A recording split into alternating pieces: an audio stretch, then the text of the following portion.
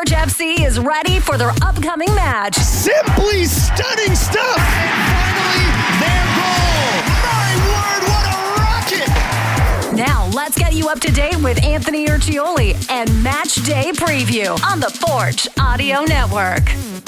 Hey, Forge fans. Welcome. It's the Forge Audio Network. I'm Anthony Urciuoli. It is Match Day Preview. Forge FC back to league play, which will be their sole focus for the remainder of the season. Bowing out in the Canadian Championship Tournament in the semifinal. Hard-fought battle against CF Montreal. A 2-0 loss for Forge on, it's Wednesday night now. And, you know, if you listened, and you can go back and listen to the match in review, or you can watch it. I recommend listening, so you don't have to see me, but choice is yours. You know, it was a tale of two halves. Forge played a very strong first half. I mean, as well as you could have hoped. Away team, big underdog. You're facing it's the realities. The reality of this tournament is you are going to have different tiers of clubs playing in different tiers of leagues. And the only thing separating them, let's be honest, is money. The ability to spend more on players. And when you think about it, look what the CPL has done. The gap is not very wide. Financially, the economics of it, huge gap. Talent-wise, and at least just competition-wise, and how the two sides match up with MLS clubs and CPL clubs, the margins are razor thin, which speaks to the level of talent, the depth of talent, why the Canadian Premier League is so important and so necessary for the sport in this country and worldwide. This demonstrates it. The talent is there. It's just a matter of opportunity. And Forge proving that they can compete. Pacific proving they can compete despite losing in their semifinal against Vancouver. So, listen, it is what it is. The reality is Forge now can focus on domestic play. The objective is to finish in first place, right? That's its own trophy. And then getting a second trophy, and that is another CPL championship. It would be their fourth in 5 seasons. We're getting a little ahead of ourselves, right? We've only played 6 matches in league play, but with the way things are shaping up, Forge in first place, 12 points, 3 wins, 3 draws. They have yet to lose a match.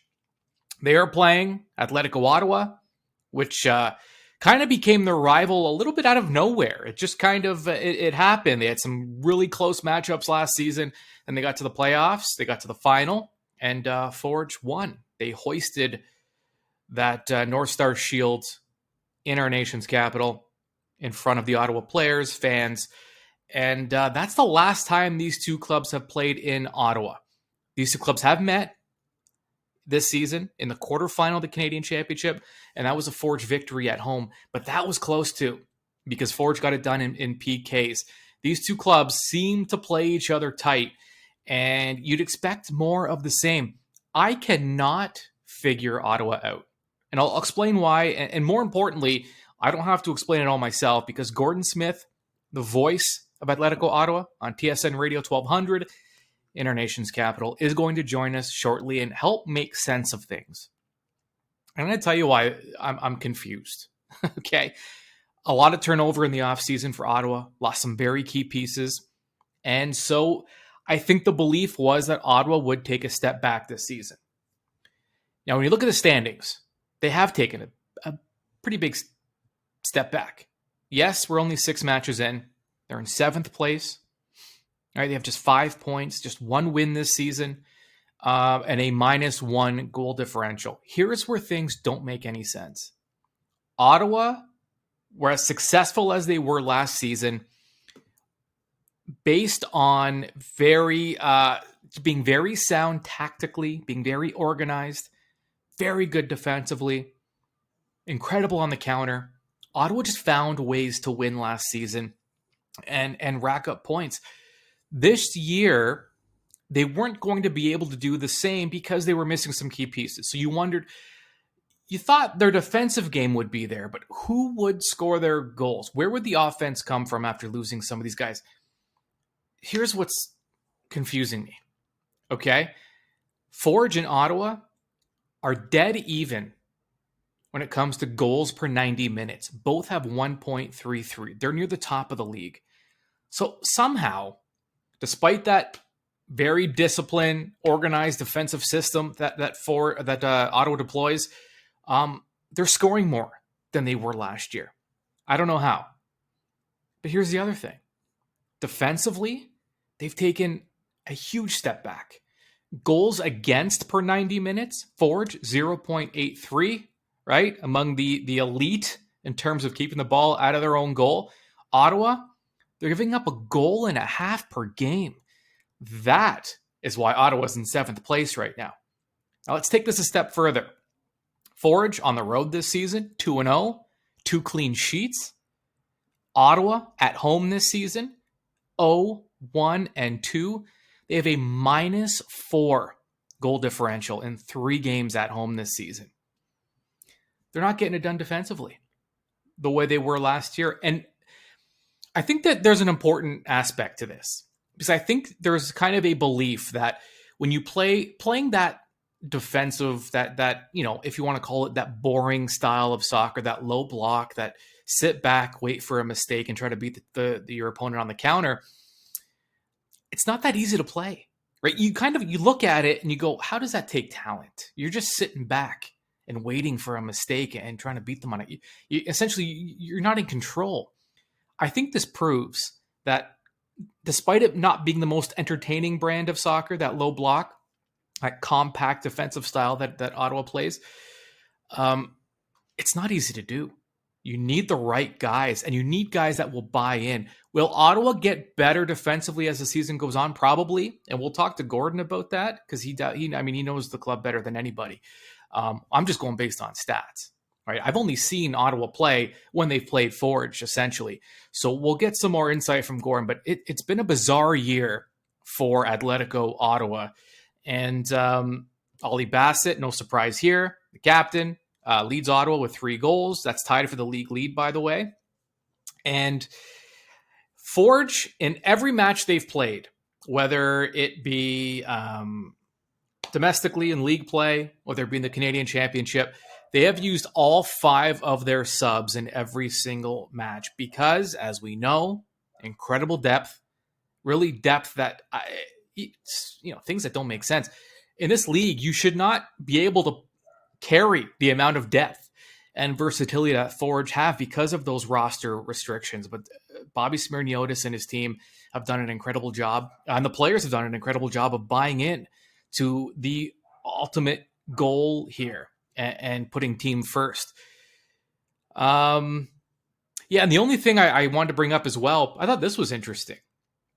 Plus minus per 90 minutes. This is kind of one of those, I'm a stats guy, and if you listen and follow the Forge Audio Network regularly, you know I'm a stats guy. I just found this interesting. Plus minus per 90. So plus minus, again, for those that don't know, if you're on the field when a goal is your team scores, it's a plus. When you're on the field while there's a goal against, it's a minus. I don't know that you'd be able to get. So the number 1 in the CPL right now, plus minus per 90 minutes. It's a little surprising in that, it shouldn't be. It's not a knock on the player at all. Ashton Morgan, again, quality player. It's not the player I'm surprised at. It's just 1.94. He leads Ashton Morgan, Forge FC fullback, 1.94 right now. He's the most productive player in the CPL when he's on the field. I just thought that was an interesting stat, right? One of those obscure ones that you kind of have to dig to find. But anyways, credit to Ashton Morgan. Again, it's not that the quality isn't there. It's just you don't necessarily expect, a left back who really hasn't played a full 90 frequently, and maybe that factors into it. I don't know. Listen, I don't know. We don't need to dissect it too much because stats are stats, and sometimes they don't paint an entire picture. But there it is. There is the most productive player in the CPL right now. Both ends of the pitch is Ashton Morgan. So, something to follow, I guess. Okay. enough of the stats. We need to figure out what is going on with Atletico Ottawa. And we saw them once this year at Tim Hortons Field. What can we expect at TD Place in Ottawa, a club that has not won at home yet this season? Let's bring him in. Here's Gordon Smith. Hopefully you can give us some answers, because I can't figure Ottawa out this season. What the inconsistency, the kind of up and down, has that kind of been the story this year so far for Atletico Ottawa? Yeah, definitely. I mean, through six games, 18 points, you've only got 5. You're sitting down tied at the bottom of the CPL standings, and you're coming into such a huge game against Forge this weekend, where they seem to be coming fast and furious. And it is a huge game. I like to talk about, things being massive here in the nation's capital with regards to all things Atletico. But this really is something that has to be corrected and sorted out very, very quickly. And as we've talked about in previous broadcasts with previous interviews, Anthony, I just think Carlos Gonzalez right now is struggling with his best 11, and he's struggling with his best setup, whether it's 4-1-4-1, 3-5-2, 4-3-3 that was so successful at times last season. I mean, you look at Bobby's setup, I mean, the names just roll off the tongue, don't they? Henry, Becker, Jabrapur, Sissoko, Passius, Morgan. I mean, it's just non-stop with regards to, he's got his best 9, maybe even 10, and he just makes that final little tweak to make sure for specific game to game, whether it's defending better or whether it's trying to get a bit more pace up top. I think that's where, a team like Forge definitely makes a huge difference against other clubs throughout the CPL. I think Pacific's starting to get there, but it's all about Forge and Ottawa this weekend. And with regards to Atletico, the fan base is starting to get quite a little bit concerned, because from week to week, you just don't know what you're going to get. We've had the highs of that 5-0 win against Vancouver, and you've had the lows of some of the other performances we've seen in the league so far in 2023. So it's a huge game. Obviously, 3 points on the line for both teams. Forge at the top against Ottawa tied for last, and something has to give. But you take out those 5 goals, though, that Ottawa has scored against Vancouver. I think that only gives them 3 in the other 5 games. We're hitting the quarter stage of the season after Saturday's game. So if you, out of 21 points from 7 matches, if you still are stuck at 5, even at 6, questions are really going to have to start being answered very, very quickly. We talked about the transfer window not opening for another, I think, 4 or 5 weeks or so into July.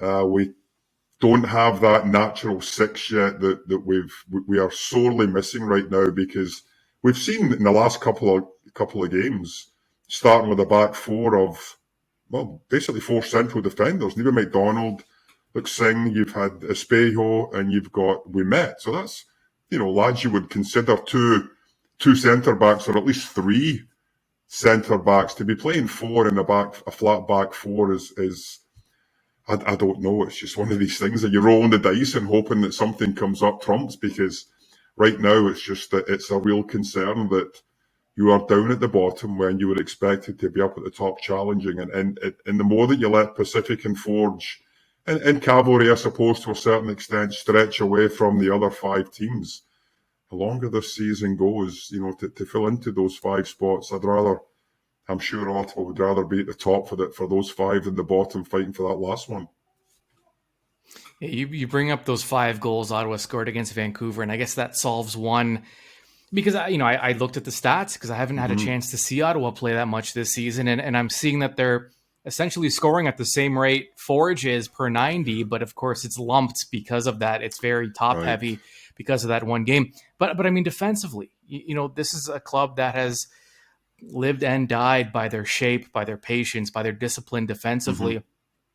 And I think that it's interesting, because a lot of people look at that style, that compact, that low block, and they look at it as kind of like, maybe it's easy to play. It's easy to sit back and kind of let a team come to you. But this kind of proves that you still need quality to be able to defend the way Ottawa did last season. Is it an issue of personnel this year? Well, I mean, you lost Drew Becky, and you lost that 6 in front with Sissoko last year, and they were 2 major, contributing factors to such a solid back line. Nathan Ingham obviously is injured this season. Ingham's, and I don't think Sean Melvin has done anything wrong with regards to, the way he's played or anything like that with regards to his team in front of him. But, when you lose one of the top three goalkeepers that were up for the award last season and, you've had to go now a long stretch without him, it does upset the chemistry a little bit. But I think it's just a case of not being able to find that best fit right now, that best 11, that best back four or best back three. And one of the things for me is Miguel Acosta has had to move into the sixth role. And I don't believe that's something he's really comfortable with. I think he's far more comfortable as an out-and-out right back, maybe in a possible wing back if you want, Anthony, or even playing on the right side of a back three, because he's a wonderful tackler. I think he led the league last year in tackles. And I just think his game's lost a little bit when he's being asked to do more in the central of the defensive line, as opposed to being out a little bit wider where he may be a little bit more comfortable. So there's a lot of factors possibly kicking into why it's been such a poor start for Ottawa. But all you can do is pick your starting 11, get across those white lines and hope they're able to get the job done in the 90 minutes and come away with three, which really very, very important points. Because, Halifax is playing out west. I think it's Pacific they've got this weekend, I think on Saturday night after Ottawa's game. And if they pick up anything and Ottawa doesn't, again, Ottawa's sitting rooted to the bottom of the CPL. And that is a sight that absolutely no one expected, maybe outside of, Ottawa. There was one or two people that were thinking, Ottawa might come back down to earth. But we have talked about the loss of, Tabla, Brian Wright up top, Sissoko certainly, and Drew Becky. And again, players have come in, players of quality have come in, Anthony, but right now they're just not gelling as well as that team did last season. And it certainly is showing, not only on the field, but certainly in the standings as well. Yeah, and it's the other time. I mean, Ottawa also they haven't won at home this season. And, right. We've talked about how important it is to keep the fans engaged in this league, which is still, maybe we can stop calling it a new league, but it takes a long time for something like this to get off the ground. Yeah. So even in that sense, when you say it's an important match, even just to be able to pick up points at home in front of the fans, that alone should at least present some urgency this Saturday. Well, you would certainly hope so, right? Anytime you play in front of 4, 5, 6,000, in earlier cases, the first game of the season over 7. You certainly hope that you're able to perform. The lads are able to feed off the energy of the crowd and will them forward to get the result. But in the end, it's about Bobby's 11 against Carlos's 11, possibly into 12, 13, 14 as the match goes on. And who's going to perform better on the day? And I think over 12 games, lifetime, Forges won 9, Ottawa's only won 1 with 2 draws, and that's just not good enough. And I get, outside of, up to last year, the first 2 or 3 seasons of Ottawa were just feeling their way around this league, and they were on some big losses and hammerings. But last year proved that, you've got the system, you've got the tactics, you had the personnel to get the job done. This year, maybe the system, maybe the tactics just haven't been as good a fit with the lineup that they've been able to put out here in 2023 as opposed to last season. Your impressions of this Canadian Championship tournament, which comes to a close for the Canadian Premier League teams anyway. Just your thoughts on, we're and this is going to be an ongoing thing probably forever, for as long as, MLS and CPL are around. These are measuring stick games for a lot of fans. Just your thoughts on the performance of these CPL clubs who came out on the losing end, but certainly showed that they can compete for long stretches against these MLS clubs. Yeah, I think Pacific and Forge, obviously, last couple of years anyway, have been the teams that have been sort of carrying the torch for CPL. And, we look at the game last night. We can maybe look at the Pacific game a little bit later, and that horrific injury that was suffered. But you look at the Forge game last night, I thought for the first half they were well in it. Didn't create an awful lot with regards to attempts or shots or anything, but, things were sort of half under control with regards to you going at 0-0 against an MLS team, irrespective of who they've got in their lineup, it's an MLS team. And second half, I thought Montreal just turned it up a gear, and Forge were on the back foot for most of that game. And, once the first goal went in, lucky deflection, yes. Second goal, poor defence, possible defensive mistake, you could say. But at the same time, Montreal really, I think, just did show the pedigree that an MLS team brings to these type of competitions, especially a one-off. You think back to when the Fury, they won at TD Place, I believe it was against Toronto. They won, it was 2-0 or 2-1 in the first leg, and it was like, we're in with a great shout here.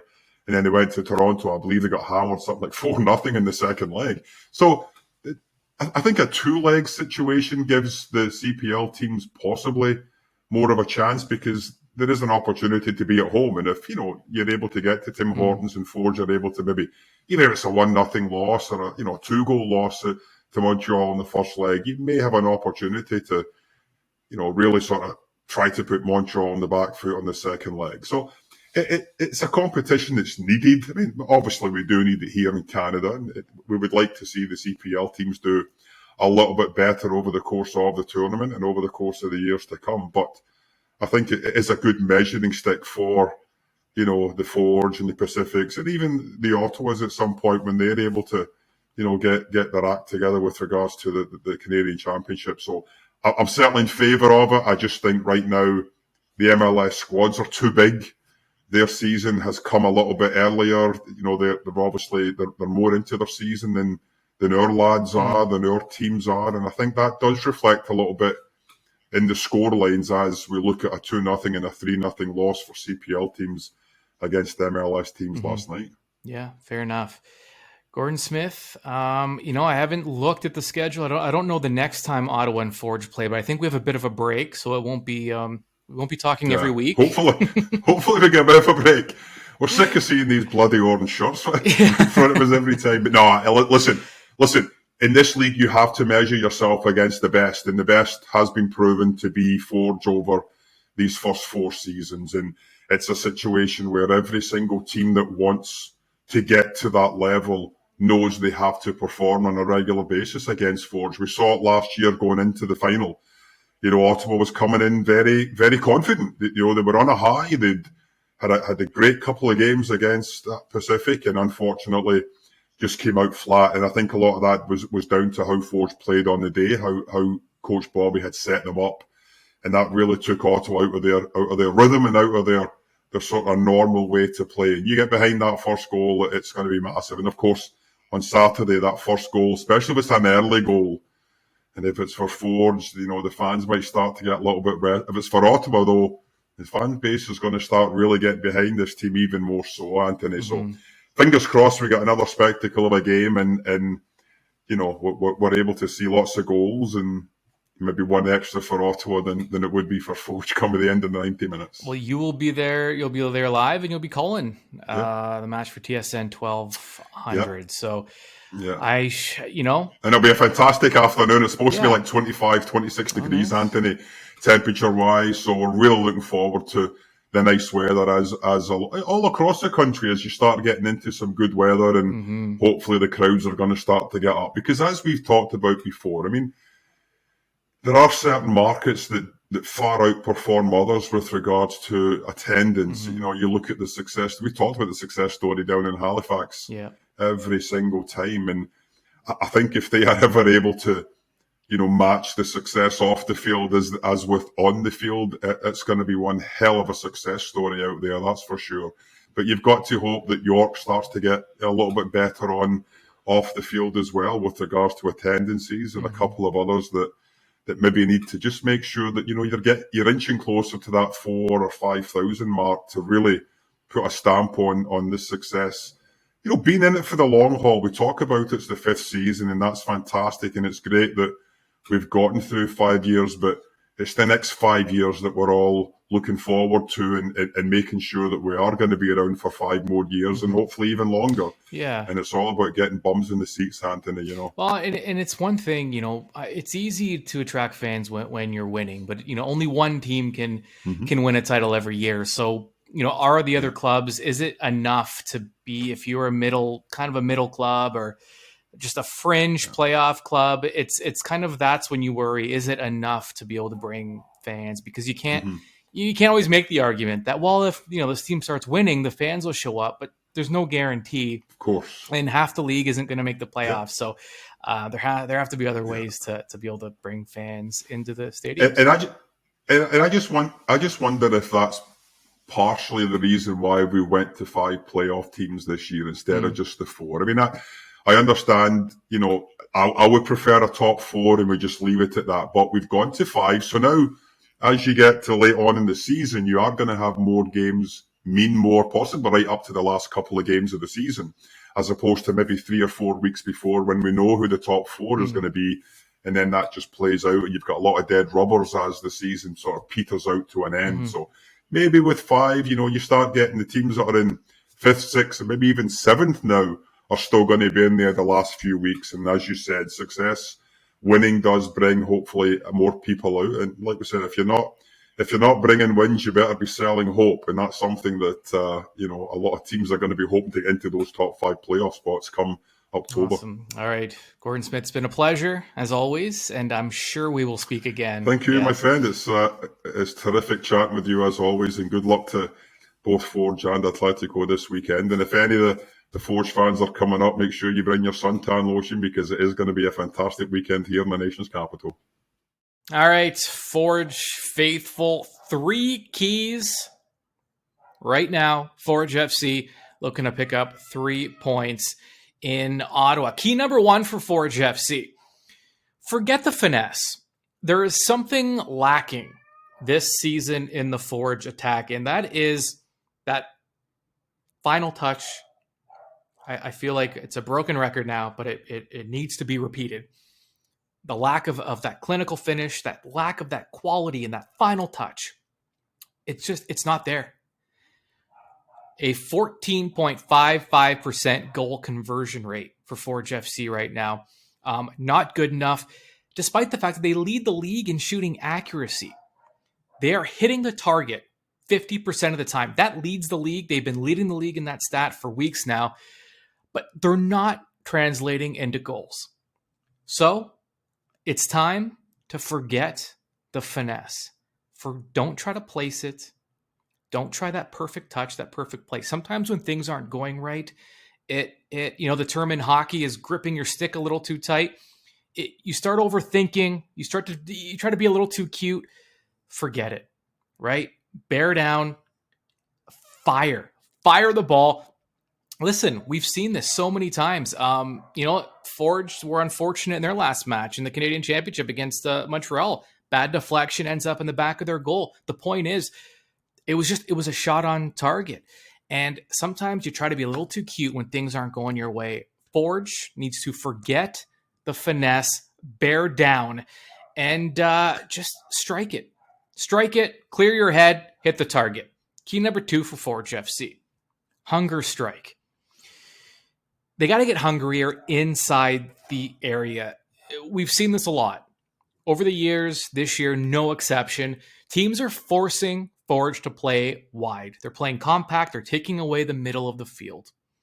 Now, if Forge is going to be given that space, it's time to get better, more clinical, and hungrier in the area on some of those crossing plays. You know you're going to get opportunities.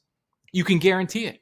There are going to be so many opportunities for Forge, for the wide guys to deliver the ball into the area. It's up to the guys in the area to get hungrier. Sometimes that's all it comes down to. The quality's there with their strikers, with their attacking midfielders. There's no shortage of quality there. They have the length, right? They have the big guys, the horses that can get up and get to it. And at the end of the day, sometimes it just comes down to who's hungrier. It's time to get hungry for Forge FC. Key number 2, hunger strike. Key number 3 for Forge FC, middle mastery. Now, here's when you have to add some nuance to your game plan here. On the flip side of things, Ottawa, dead last in their cross success rate. 20%. Only 20% of their crosses are finding teammates. So here's the difference. Forge is being given that space. They have to take it. If you're defending against Ottawa, you're also going to give them that space, because the difference is Ottawa does not have the same quality that Forge does inside the area and with guys that can get up and get after. And also Forge is stronger defensively. They have the guys that can clear, that can win those duels in the air. If you're Forge, force Ottawa to beat you from the outside. Let it be a cross. If it's going to be some wacky bounce or scramble, hey, it is what it is. It's bad luck. Do not let Ottawa beat you in the center of the pitch. How many times have we seen guys like Ollie Bassett making a living for Ottawa, scoring through that center channel? If you're Forge and Ottawa's going to score goals, force them to do it by building from the outside and with plays through the outside. Do not give them anything in the middle. That's why middle mastery is key number 3. All right, I think we're all set. Saturday, 2 o'clock, all right, TD Place Stadium, Forge, Ottawa. A lot of memories in that stadium for Forge FC, a lot of positive ones, and they're hoping to deliver once again. Okay, that's it for me. Enjoy the match. Forge FC is prepared, and now you are informed. This has been Match Day Preview with Anthony Urcioli on the Forge Audio Network. Subscribe on Spotify or wherever you get your podcasts.